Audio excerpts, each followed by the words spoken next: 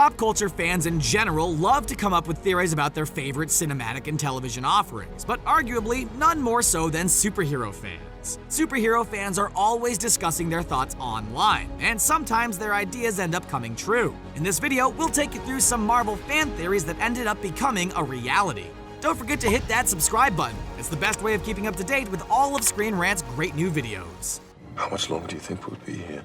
Without a doubt, the most long-running theory about the Marvel Cinematic Universe was that Stan Lee was playing the same character in every single one of his cameos. The former editor-in-chief of Marvel Comics is responsible for the creation of some of the company's most iconic characters, and as a result, he appears in pretty much every Marvel production. For years, fans theorized that the likes of the Hugh Hefner-esque character in Iron Man, the truck driver attempting to move Mjolnir in Thor, and the guy who didn't believe in superheroes in the Avengers were one and the same. And they were. In Guardians of the Galaxy Volume 2, it was revealed that he was an informant for the MCU's Watchers, as he was seen discussing his previous adventures in the franchise with his cosmic buddies. When modern superhero movies as we know them first started to become popular, the two main franchises were Spider-Man and X-Men. Although one was a Sony franchise and the other was a Fox franchise, there was a speculation that, initially at least, the idea was for the two franchises to exist in the same universe. Hugh Jackman himself confirmed this to be true, as Wolverine was due to make a cameo appearance on one of the Spider-Man movies, but nobody was able to find his costume in time, which is incredibly disappointing in hindsight. In X2, X-Men United, we were introduced to Alan Cummings' Nightcrawler, and he played a big part in that movie.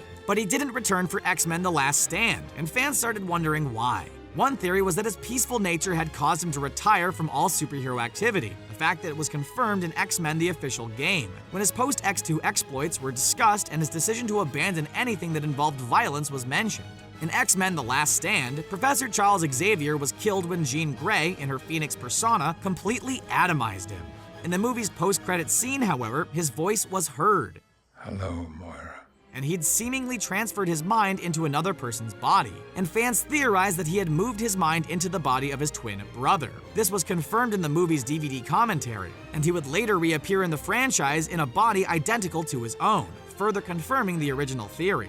In Iron Man 2, you may remember that during the confrontation with Ivan Vanko's hammer drones at the Stark Expo, a young kid in an Iron Man mask and glove bravely stepped up to confront one of them, before Tony Stark himself stepped in, thanked the kid for his help, and flew off to continue the battle. Given that Tom Holland's Peter Parker was revealed to be something of a Tony Stark fan, some fans theorized that the kid from Iron Man 2 was actually him.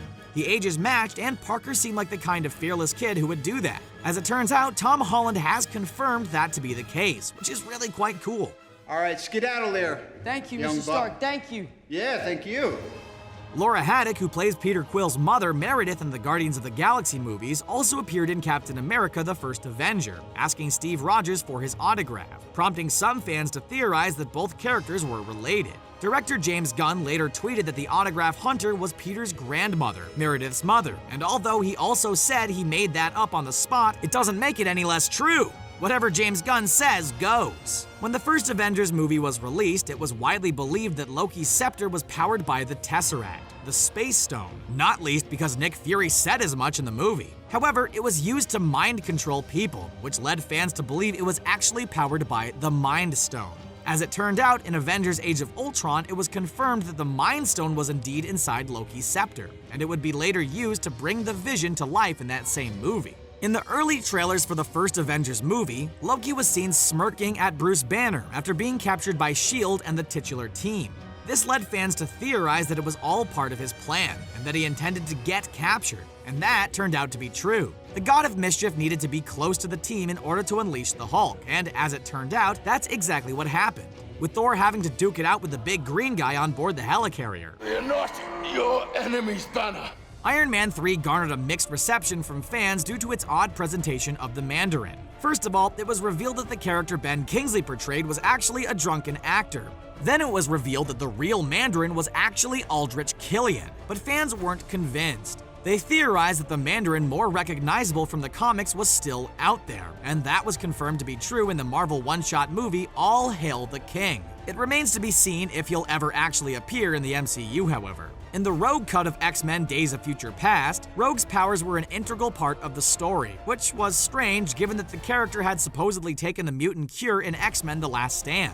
But fans have theorized that she actually hadn't. given the ambiguous ending, and a deleted scene from The Last Stand revealed that she couldn't actually go through with it. Her powers still being present in the rogue cut of Days of Future Past was confirmation of that.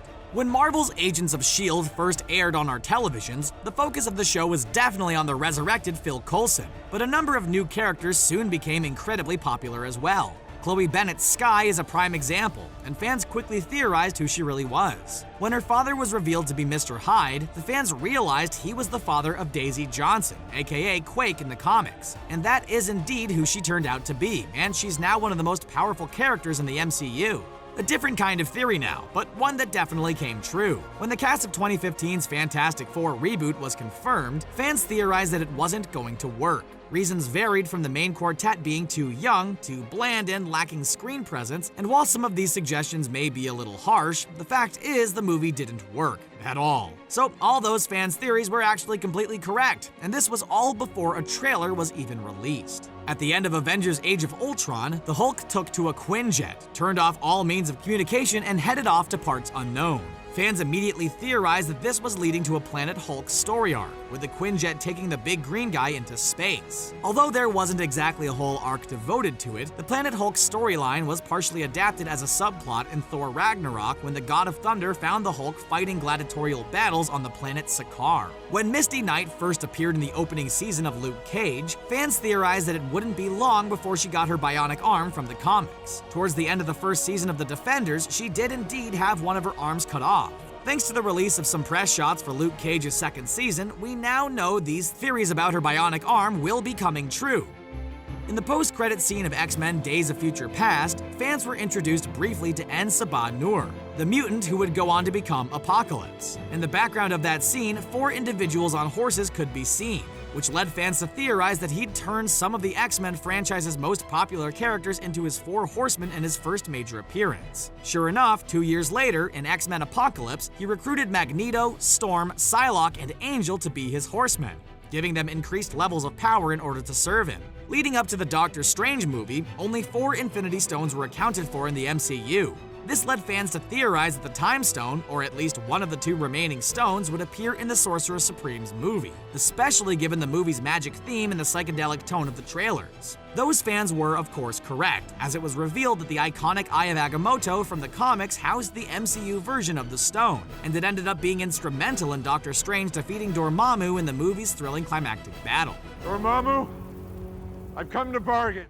In 2015, fans were introduced to the mysterious quantum realm in the hilarious Ant-Man movie, when the titular character went subatomic and ended up there. The following year, when fans saw the psychedelic nature of the Doctor Strange movie in its trailers, some theorized that the quantum realm would reappear in said movie. That turned out to be true, as the Ancient One took Strange on a journey through a number of realms as a means of opening his mind, and the quantum realm just so happened to be one of them. In the Wolverine movie, Yukio, a mutant capable of predicting the deaths of others, had a very specific vision of Logan dying. Fans theorized that the description would actually be how Hugh Jackman's character would die in the franchise. And while the circumstances of his eventual death in Logan weren't exactly the same, they were very similar. And although Yukio told Logan that he'd die with his heart in hand, he didn't die holding his literal heart, but he did die holding the hand of his daughter. And it's been confirmed that this payoff had been the intention all along. If you weren't already aware, the Guardians of the Galaxy we know in the MCU aren't the original group in the comics. That team includes the likes of Charlie 27 and Martinex. And when Sylvester Stallone was cast in the sequel, fans theorized that he would be a member of the actual original team. That turned out to be true, as Stallone played Stacker Ogard, aka Starhawk, and Guardians of the Galaxy Volume 2 ended with his team reuniting, which could mean we're going to see more of the original Guardians' exploits in future MCU movies. That's pretty cool, right? In Marvel's comics, Valkyrie is bisexual, and one scene in Thor Ragnarok showed a fellow female soldier sacrificing herself for her. The brief look exchanged by the pair hinted that they were more than just fellow warriors, and fans theorized that the MCU version of the character was bisexual as well. Actress Tessa Thompson later confirmed the character's sexual orientation, and a deleted scene provided further proof. The character will appear in future MCU movies, and the LGBT community in particular will certainly be hoping her sexuality is explored a little more going forward. In Avengers Age of Ultron, the vision that Scarlet Witch induced using her powers on Thor saw Heimdall telling the God of Thunder that he'd lead Asgard into hell. This led fans to theorize Asgard really would fall in the MCU, and that it would literally be Thor's doing. That turned out to be true, as Asgard's destruction came in Thor Ragnarok, when Thor himself triggered the apocalyptic event in order to defeat Hela and save the remaining Asgardian civilians from her wrath. The Jessica Jones series wouldn't have been as successful as it was without David Tennant's brilliantly unstable villain, Killgrave. Unfortunately, he was killed in the final episode of the first season. But this was a Marvel show, so fans immediately started to theorize that he'd return.